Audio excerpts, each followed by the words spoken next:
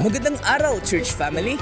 Welcome sa CFM News Break, kung saan ang biyaya ng Diyos ang pinakamagandang balita. Ako si Uzi Israel Civil. Sisimulan natin ang taon sa isang makapangyarihang patutuo ng bagong buhay. Ang water baptism ngayong ika-10 ng Enero, taong 2026, dito sa Nottingham Villas, Metropolis Avenue, Iloilo City.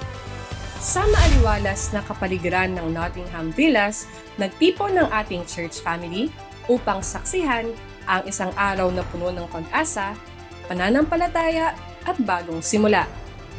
22 kaluluwa, 22 patutuo ng biyaya ng Diyos ang buong tapang na lumusong sa tubig upang ideklara ang kanilang pananampalataya kay Hesus Kristo.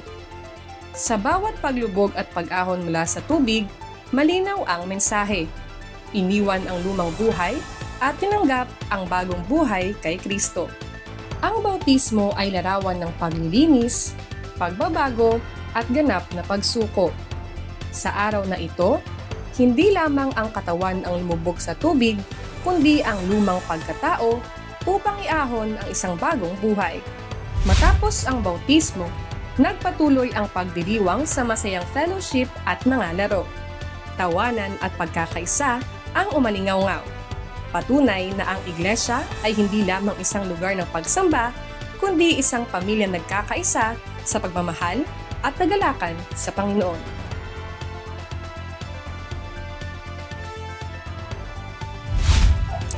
At iyan ang ating water baptism coverage, isang makapangyarihang pagbubukas ng taong 2026 kung saan ang pananampalataya ay muling isinilang at ang pag-asa ay pinatibay. Ito ang CFM News Break, nagpapaalala sa atin na sa bawat bagong taon, bawat bagong simula, ang Diyos ay tapat at Siya ang tunay nating angkor.